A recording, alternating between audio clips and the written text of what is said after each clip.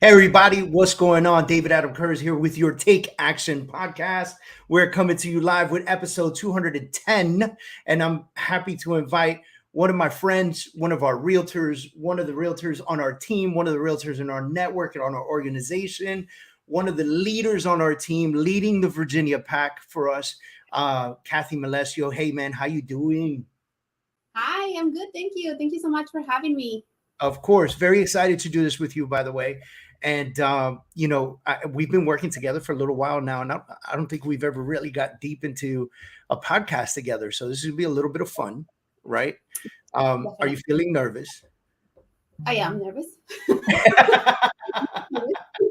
So we're gonna see what happens next, folks. Ladies and gentlemen, are you guys ready for the evil questions we're about to ask? No, we're gonna. So I heard a little story this morning, and I didn't know the history between you and Jeannie. But I heard a little birdie came to my window and told me that she actually hired you for a part-time position way back in the day of Victoria's Secret Yes. in Yes, the that's why. beauty department. I'm sorry? In the beauty department. Oh, yes. Oh my God. See, I got this story down pack, and then eventually you became a manager and so forth and so on. So you're of Mexican descent. How long have you been in the United States? I've been here for over 10 years now. Over 10 years. Talk to me a little bit because you've been licensed for how long? 5 years. 5 years. So half the time that you've been in the country, right? And then Mhm. so prior to that, how long were you at Victoria's Secret? I was there. So I was working retail for, wait, no, I have more than 10 years here then. Because I was working retail for like 5 years. Then I quit for like about actually 1 year. And then that's when I got into real estate. So Okay. yeah, there for 5 years as well. So talk to me a little bit because our show, obviously, most of the people that we bring onto the show are real estate professionals, but it doesn't necessarily mean that everything has to be about real estate. And I'm fascinated with the idea that you have progressed so much in a decade, in the United States, right? So talk to me about your initial struggles coming into the United States, language barriers, education, whatever it is. Just talk to me about your initial struggle coming in, because I know you came here and there was no one here waiting for you. It's not like you had a big family waiting for you here. You came here solo dolo, like on your own, right? Yeah, well, I did have some family here, but pretty much I just came for vacation, and I got a job, and well, I like the money, so I Yeah. started making money, and I just saw the opportunity, like versus back in Mexico that I love my country and everything, but having the opportunity to be here and how many things you can accomplish here Yeah. Right. is much, so yes, one of the biggest things that I faced, it was the language barrier. I remember my first days, one lady came because I was working retail, and she Yeah. was, "Where's the mirror?" And I was like, "What?" Like I didn't even know what a mirror was, So it's been like so long. Wow. Um, that was one of them.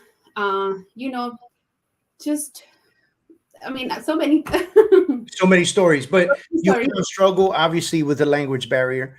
How Mhm. long do you think it took you to really pick up the language and really start being able to become successful in retail and the other things that you were doing and building? I think 2 years. Until I met my boyfriend. Now he was the one who was like, "Okay, I'm not gonna speak to you in Spanish." He's from Salvador, and he was like, That's how you're gonna learn." So, and that's truly how it happened. Little by little, I was like, at first they will make fun of my accent. I still have an accent, and they make fun of me, but I take it a different way. Yeah, of First course, I of would get course. like here and like I wouldn't want it to say things because I was like, "Oh, they're gonna make fun of me," but now I don't care. Yeah, as you shouldn't, by the way, you shouldn't care, right? So it's funny that you said that because my stepfather's from Ecuador, and growing up, my stepfather didn't speak English. And so one day in the house, we did the same thing. We basically said, listen, I am not going to speak to you in Spanish anymore. And he said, what? And I go, no, because he was bothering me saying that I had to learn Spanish better. And I was like, wait a minute. I mean, let's look out the window together. We're in New York, buddy, you know? And so we made a deal. You know, he had to speak to me in English. I had to speak to him in Spanish. And that's how we really progressed. Both of us actually were able to progress in the language that we were trying to pick up and trying to learn, or being forced to learn at the time. Right. So it's very, very cool that you said that, because there's so much opportunity here. And I think that you need to take advantage of those opportunities and understand the environment around you. If you can't understand what people are saying around you, then how can you take advantage of the opportunities? And look at you now, right? So now we're talking about, you know, leaving Mexico, coming to the United States, creating a relationship. You have your boyfriend, you've got a baby on the way, right? You know, worked retail for 5 years, and then you got into real estate 5 years ago. You worked with Jeannie for a little while in the real estate. Then you guys separated, did your own thing. And now we're all back together, you know, and you're running and leading our Virginia team. Tell me how someone, So tell me how someone goes from, you know, like basically, you know, holy shit, I don't know what's going to happen next, to I'm running the show down here. I think the main thing is just taking the risk, you know, having those, leaving your comfort zone, because at the same, like we were saying, you know, my boyfriend was like, you need to speak to me in English. And that was to me like, okay, I need to do this. And I feel like life is about that. You know, you have to have those moments when you have to pick, either I stay where I am, or I have to do what I don't want to do, but it's going to make me grow, you know? And wow. Hold on. You hit some fire right there. You said, I need to step out of my comfort zone. So there's a saying that says, get comfortable with being uncomfortable. Mm-hmm. Right. And so what you're telling everybody who's listening right now, who's going to future listen to this, is you had to step out of your comfort zone and get really uncomfortable in order to progress forward. Exactly. What was one of the most uncomfortable kind of feelings you had to jump into? Doing videos. That was one of my biggest things. Now, right now, I do have a YouTube channel, but that's something that it took me a while. And that's something that I wasn't comfortable with, but I was like, you know, I need to understand and I need to adapt to the world that we are living. And this is the best way I can do it. And I just start doing, like, you know, makeup videos and things like that. And little by little, you know, I don't have a bigger, you know, followers, many followers, but, you know, it's something that I'm proud of it, because I know how much it took me to really step out of my comfort zone to do that. So just as a side note, content creates noise, noise creates followers, right? Because people hear noise and they want to go see what's going on, right? Like, think about it. You know, in every movie, an explosion happens around the corner. What does everybody in the movie go do? They go see what happened, right? Oh my God, what happened over there? Run towards the explosion. Not me. I run away. I know what an explosion sounds like. But when something like that happens, you go towards it. You go, that's the natural human reaction. So the more videos you create, the more content you have, the more content you have, the more noise you make. The more noise you make, people going to want to know what you're talking about. And I think that's fantastic. What do you think? What do you think was really making you uncomfortable about making videos? I think just my voice. Like, I don't like how I sound. The things that, you know, I think they're like self-conscious, that we really need to pass that. You know, we're like, oh no, you know, like, I made so many videos that I had to like edit, and took hours for me to edit them. And now I'm just like, you know, if I have a mistake or whatever, like, it's fine. Like, it's not a big deal.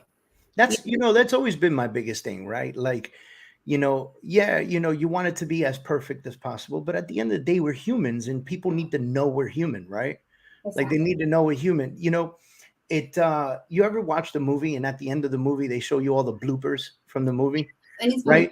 And you sit there and you watch them, because you go, oh my God, these guys, they're human, right? Like, you know, they made mistakes, and, you know, they fell down, and, you know, this guy broke an arm, and, you know, and all those things happen. They happen in real life. And I just feel like we're not living a movie, we're living real life, and we're trying to project real life through the video that we create, and that projection is a reality. And if we keep it real, it is what it is, right? Right. Yeah, definitely. And it's part of your personality too, you know. That's how you're gonna be different, especially in social media, online, that everybody tries to be this one person. But at the end of the day, like if you see people like what's his name? Gary Vee, you know, he's Yeah. very like, okay, this is who I am, and you like it good if you don't like it good. Grant Cardone the same way. You Yeah. know, so that's the successful people that I think that's why they're so successful, you know. I'm typing something in the chat right now. I'm saying imperfection is perfect. And you know, it's just the truth. I think too many people out there looking for perfection, and I applaud you for being able to take a step back and say, I'm human. I have an accent. It is what it is. I'm going to make this video and I'm going to put it out there, you know, and if you don't like it, don't watch it. Right? Like, you know, if you don't like it, don't watch it. And that's perfectly okay too, because one thing I've realized in business and in life and in relationships and everything else is you cannot make everyone happy, right? Yeah. Not everyone's going to be super excited about what you're doing. Not everybody's going to agree with you. You know, I've put things out there that I've made, like, listen, I've put things out there that have made entire countries upset. Okay. So don't even get me started on, you know, posts that I've put up, and I've had to, I put up a post once about Mhm. 5 years ago that I had to take down because I was upsetting an entire race of people. Okay. Like, or not a race of people, but an entire country, an entire background of people. And it was a lesson learned, right? But it was a silly post. It wasn't meant to be of harm, but it was just a silly post. And I realized what I'd done. And I was like, oh my gosh, let me take this down, you know? But videos and comments about real estate and life, and you know, like my wife and her butterflies and you and makeup, and you know, it just, people are, you know, whatever you love, whatever you interest in, whatever your business is, you know, you just be able to push it out there. That's a fantastic battle that you had and went through. What would you say is one of the biggest failures or hiccups, because we don't say the word failure on our team, right? So what's one of the biggest, strongest hiccups that you've had in the last, you know, decade, and how did you feel that you surpassed that and to be where you are today? I would say specifically in real estate, not treating my career or my business as a business. You know, sometimes, well, I got into real estate because I wanted to help everybody. You know, and I realized that I can't really help everybody. Like you come, like you say, there's people that you can't help. There's people that you cannot help, and that's something that it took me a while to realize. But now, Right. you know, I understand that I have to treat this business as a business, and also, you know, respect your time, respect your time, so the clients and the people is going to respect you.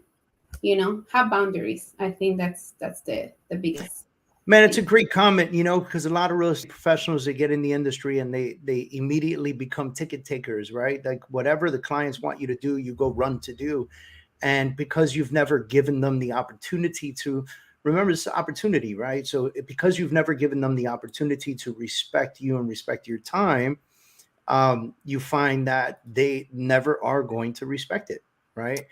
And so now you're like running around like a chicken without a head, showing properties, and you know, and answering phone calls and running comps and everything else. And it does, you know, it's not a bad thing to tell a client, I'm available tomorrow between 2 and 5 p.m.